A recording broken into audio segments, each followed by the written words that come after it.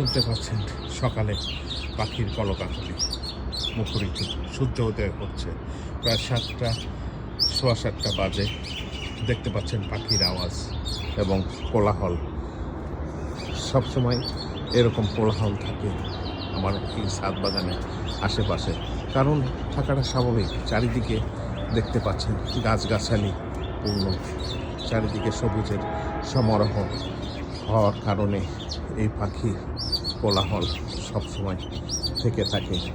দেখতে পাচ্ছেন অনেকগুলো পাখি এসে বসেছে এবং আওয়াজ করছে, আওয়াজ তুলছে।